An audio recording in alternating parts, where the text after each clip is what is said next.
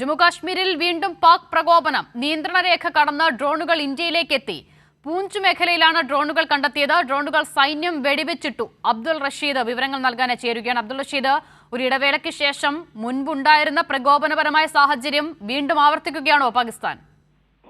അസിത സൂചിപ്പിച്ചതുപോലെ തന്നെ ഓപ്പറേഷൻ സിന്ദൂറിന് ശേഷമാണ് ഇപ്പോൾ പാകിസ്ഥാന്റെ ഭാഗത്തു നിന്നും തുടരെ ചില പ്രകോപനങ്ങൾ ഉണ്ടായിരുന്നത്. കഴിഞ്ഞ ദിവസങ്ങളും സമാനമായിട്ടുള്ള പ്രകോപനം ഉണ്ടായിരുന്നു. എന്തായാലും ഇന്ന് പൂഞ്ച് ജില്ലയിലെ ദിഗ്വാർ മേഖലയിലും സാംബയിലെ രാംഗഡ് മേഖലയിലുമാണ് ഈ അതിർത്തി മേഖലയിൽ ഇത്തരത്തിൽ പാക് ഡ്രോണുകൾ കണ്ടെത്തിയിട്ടുള്ളത്. 4ലധികം പാക് ഡ്രോണുകൾ അതിർത്തി കടന്ന് ഇന്ത്യയിലേക്ക് കടക്കാനുള്ള ശ്രമം ഉണ്ടായിരുന്നു. ഇത് കരസേന വിഭാഗങ്ങൾ മുന്നറിയിപ്പ് ലഭിക്കുകയും പിന്നീട് വലിയ തിരിച്ചടി നൽകുകയും ചെയ്തിട്ടുണ്ട്. ഈ ഡ്രോണുകളെല്ലാം സൈന്യം വെടിവെച്ചിട്ടിട്ടുണ്ട് എന്നുള്ളതാണ് കരസേനാ മേധാവി അടക്കമുള്ള ആളുകൾ ഇപ്പോൾ വ്യക്തമാക്കിയിരിക്കുന്നത്. അതേസമയം പാകിസ്ഥാന് കർശനമായിട്ട് ഒരു മുന്നറിയിപ്പ് കൂടി കരസേനാ മേധാവി നൽകിയിരിക്കുകയാണ്. പ്രത്യേകിച്ചും പാകിസ്ഥാന്റെ ഭാഗത്ത് നിന്ന് ഇത്തരത്തിലുള്ള പ്രകോപനം തുടരുകയാണെങ്കിൽ കനത്ത തിരിച്ചടി ഉണ്ടാകുമെന്നുള്ള മുന്നറിയിപ്പാണ് നൽകിയിരിക്കുന്നത്. ഇതിൽ ഏറെ പ്രധാനപ്പെട്ടത് 4 ദിവസത്തിനുള്ളിൽ 3ാം തവണയാണ് പാകിസ്ഥാന്റെ ഭാഗത്ത് നിന്നും ഇത്തരത്തിലുള്ള ഒരു പ്രകോപനം ഉണ്ടായിരിക്കുന്നത്. ഈ 3 തവണകളിലായി 15ലധികം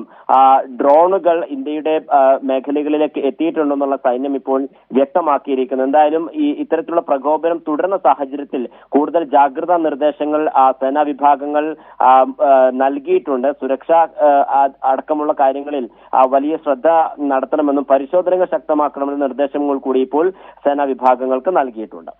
അതുള്ള ശരി, ആഗോള തലത്തിലടക്കം തുടരുന്ന ചില അരക്ഷിതമായ സാഹചര്യങ്ങളുണ്ട്. ഈ ഘട്ടത്തിൽ കൂടിയാണ് പാകിസ്ഥാന്റെ ഭാഗത്ത് നിന്ന് ഇത്തരത്തിലുള്ള ചില പ്രകോപനങ്ങൾ ഉണ്ടാകുന്ന വാർത്ത അബ്ദുൾ റഷീദ് പറഞ്ഞതുപോലെ കഴിഞ്ഞ ദിവസങ്ങളിൽ ഉണ്ടായിരുന്നു. പക്ഷേ ഇന്നിപ്പോഴിതാ അത് അല്പം കൂടി തീവ്രമാകുന്ന സ്ഥിതിയിലേക്ക് കാര്യങ്ങൾ മാറുന്നു എന്നാണ് മനസ്സിലാക്കുന്നത്.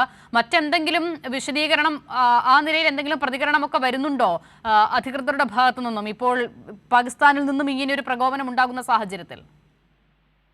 നിലവിൽ ഇതുമായി ബന്ധപ്പെട്ടുള്ള ഏതെങ്കിലും തരത്തിലുള്ള പ്രതികരണങ്ങൾ അത് പ്രതിരോധ മന്ത്രാലയോ അല്ലെങ്കിൽ പാകിസ്ഥാന്റെ ഭാഗത്ത് നിന്ന് ഉണ്ടായിട്ടുള്ള, പ്രത്യേകിച്ചും മറ്റും രാജ്യങ്ങൾക്കിടയിൽ പലതരത്തിലുള്ള സംഘർഷങ്ങൾ നിലനിൽക്കുന്ന സാഹചര്യമാണ്. ഇസ്രായേലിലും അതോടൊപ്പം തന്നെ ഇറാനിലടക്കമുള്ള ചില കേന്ദ്രങ്ങളിൽ വലിയ പ്രതിസന്ധികൾ നേരിടുന്ന സാഹചര്യമുണ്ട്. ഇതിൽ അമേരിക്കയിലെ ഇടപെടലൊക്കെ തന്നെയും ചർച്ചയാവുകയും ചെയ്യുന്ന സാഹചര്യമാണ് ഉള്ളത്. പക്ഷേ നിലവിൽ എന്തുകൊണ്ടാണ് ഇത്തരത്തിൽ ഈ അതിർത്തി മേഖലകൾ കേന്ദ്രീകരിച്ചുകൊണ്ട് പാകിസ്ഥാന്റെ ഭാഗത്ത് നിന്ന് കൂടുതൽ പ്രകോപനങ്ങൾ ഉണ്ടാകുന്നത് എന്നുള്ളതിൽ പരിശോധന നടന്നു വരികയാണ്. എന്തായാലും ഇതുമായി ബന്ധപ്പെട്ട പ്രതിരോധ മന്ത്രാലയം ഉടൻ തന്നെ റിപ്പോർട്ട് തേടുമെന്ന് തന്നെയാണ് മനസ്സിലാക്കാൻ സാധിക്കുന്നത്. പ്രത്യേകിച്ചും ഈ ഓപ്പറേഷൻ സിന്ദൂറിന് ശേഷം ഈ പാകിസ്ഥാൻ സൈന്യത്തിൽ വലിയ അഴിച്ചുപണികളടക്കം നടത്തിയിരുന്നു. അസം മുനീറിന് സൈനിക മേധാവിയുടെ പദവി നൽകുകയും പിന്നീട് കഴിഞ്ഞ ദിവസങ്ങളിലാണ് ഇത്തരത്തിൽ ഭീകര സംഘടനകളുടെ 2ാം തലമുറയെ വളർത്തിയെടുക്കുന്നതുമായി ബന്ധപ്പെട്ടുള്ള റിപ്പോർട്ടുകൾ, ഇന്റലിജൻസിന്റെ മുന്നറിയിപ്പുകൾ കൂടി പുറത്തു വരികയും ചെയ്തിട്ടുള്ളത്. ഈ ഒരു പശ്ചാത്തലത്തിൽ